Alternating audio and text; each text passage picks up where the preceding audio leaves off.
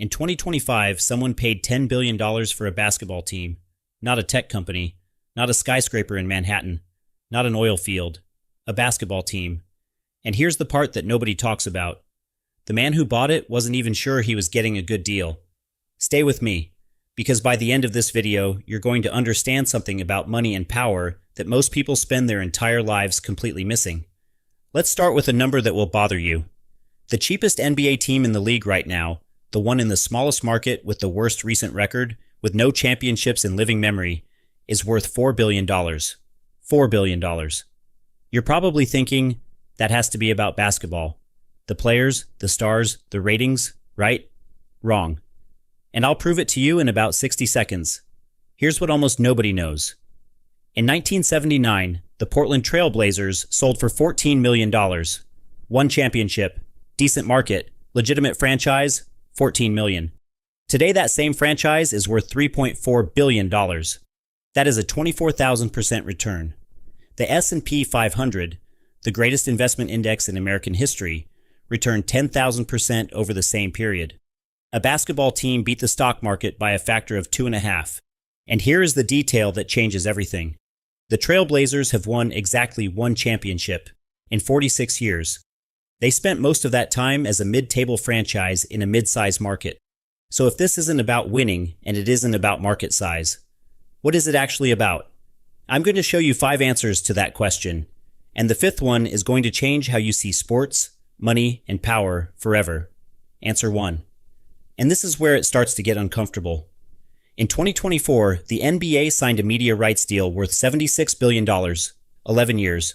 3 partners, ESPN, NBC, and Amazon. Disney pays $2.6 billion per year. NBC pays $2.5 billion. Amazon pays $1.8 billion. Nearly $7 billion every single year wired to the NBA for the right to broadcast games. But here's the part that most people never hear about. That money doesn't go to the teams that win the most. It doesn't go to the teams in the biggest cities. It doesn't get divided based on ratings or performance or anything connected to what happens on the court. It gets divided equally. 30 teams. Same check. Every year.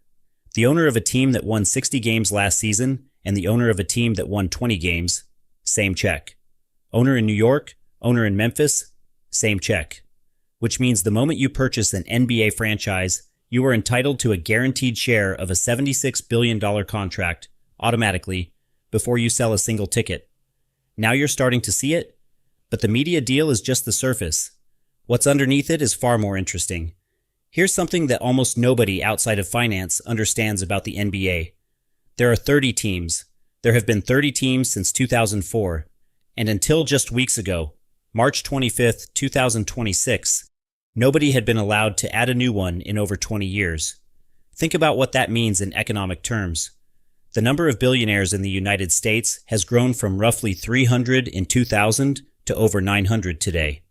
The number of NBA franchises available to buy has stayed the same. More buyers, same supply, for 22 years. You already know what happens when demand grows and supply doesn't move. Prices go up. Not sometimes. Every time. Without exception. By the laws of basic economics. But here's what I want you to really sit with for a moment. This scarcity is not accidental. The NBA controls expansion. Existing owners vote on whether new teams are allowed in. And existing owners have every financial incentive to keep the number small, because the smaller the club, the more valuable every seat inside it becomes. The owners didn't just benefit from scarcity, they engineered it. And the proof of how well that engineering worked just came in March 2026, when the NBA announced expansion teams in Las Vegas and Seattle with an expected price tag of $7 to $10 billion each. For teams that don't exist yet. No players, no arena, no history, no games ever played. $7 to $10 billion for permission to be inside the system. Now I need to tell you something about what happens when those new teams pay their fees. That money, up to $20 billion combined, does not go to fund operations. It does not go to the players. It does not go to building arenas or signing coaches or drafting talent. It goes directly to the existing 30 owners, equally distributed, as a reward for holding a scarce asset long enough for someone else to pay a record price to replicate it. Hundreds of millions of dollars, per owner, for doing nothing except owning something rare. That's not sports. That's wealth architecture. But we're only halfway through the story. And what comes next is the piece that even most business analysts get wrong. Here's a question that sounds simple, but almost nobody answers correctly. What happens to an NBA team that finishes last? You probably think they lose money, lose sponsors, lose fans. The owner suffers. The franchise declines. Here's what actually happens. Nothing. The team returns the following season, with full league rights, full share of the national TV money, full access to sponsorship deals, and, this is the part that genuinely shocks people, the first pick in the draft, the right to select the best incoming player in the sport. In the NBA, failing spectacularly is a strategy.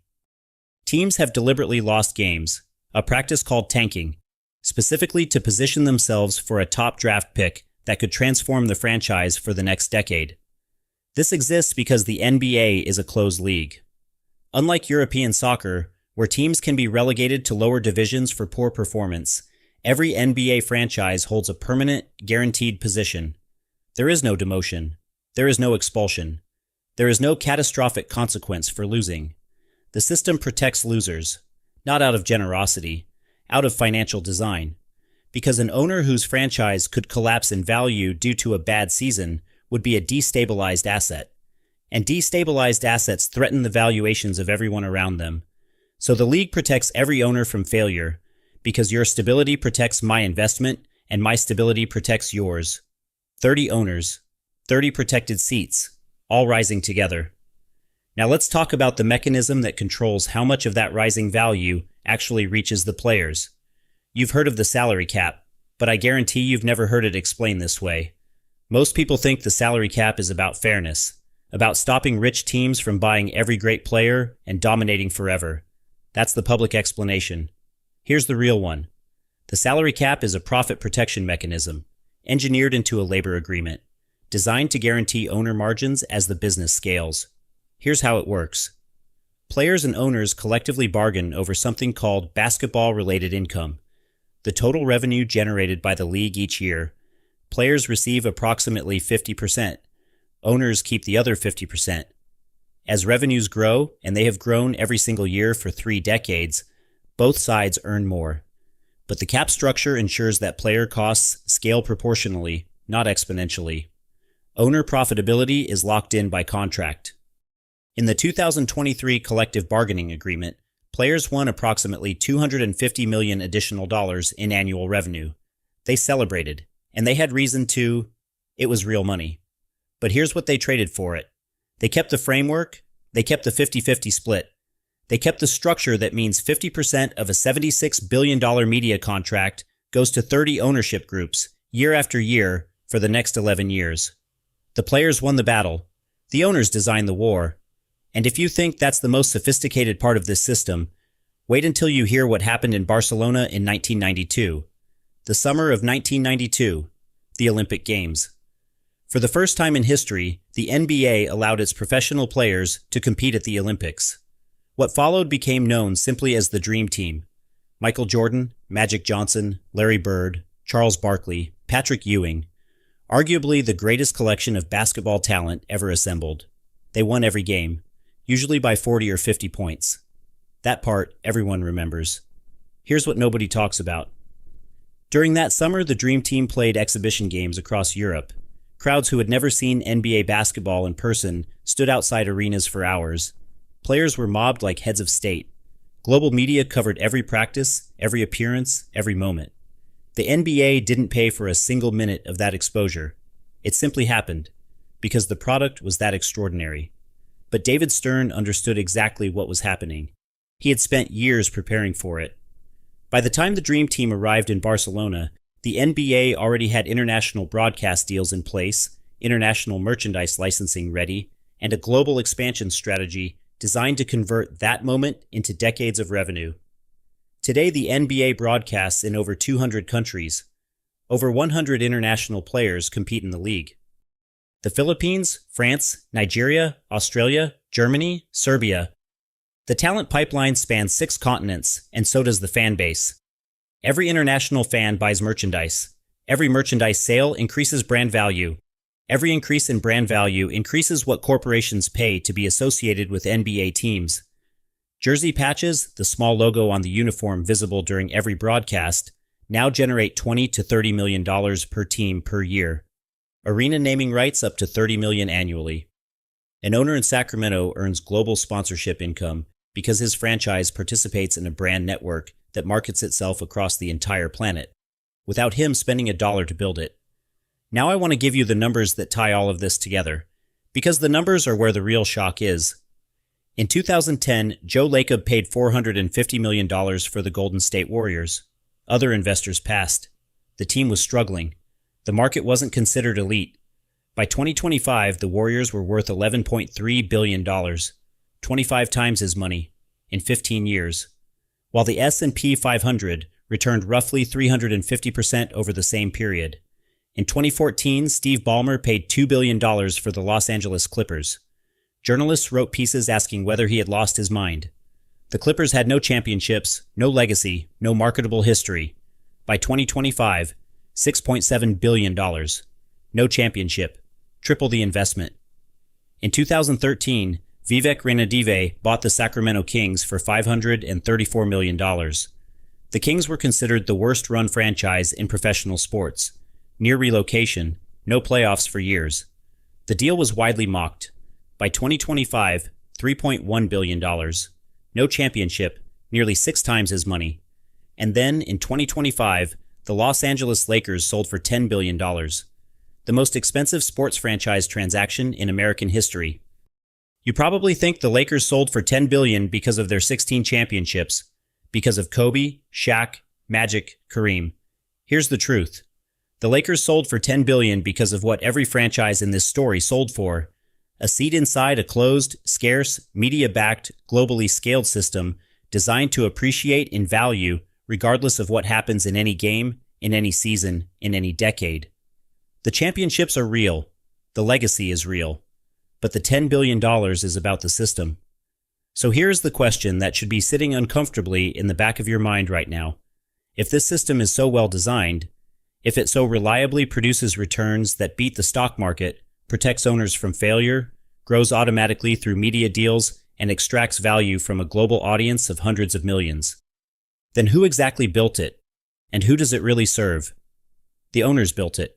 Through decades of collective bargaining, expansion control, revenue-sharing structures, and media negotiation, the people who hold NBA franchises constructed a system that generates enormous public enthusiasm while systematically concentrating its financial returns into 30 ownership groups.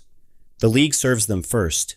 Every structural decision, the salary cap, the closed league, the revenue sharing, the scarcity management, was designed to protect and grow the value of the asset class they control.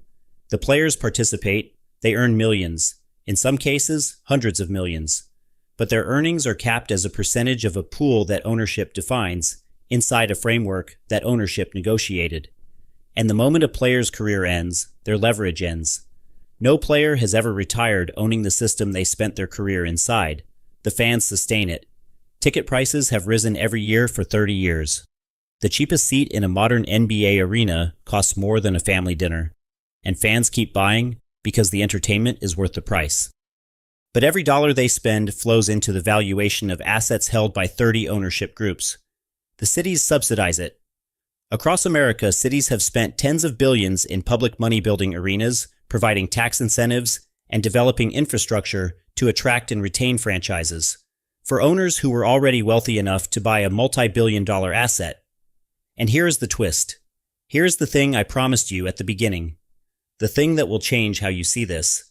You've been watching the NBA for years, maybe decades. You've followed your team, you've watched the playoffs, you've bought the jersey, maybe you've been to a game. And this whole time you thought you were a fan of basketball. You weren't.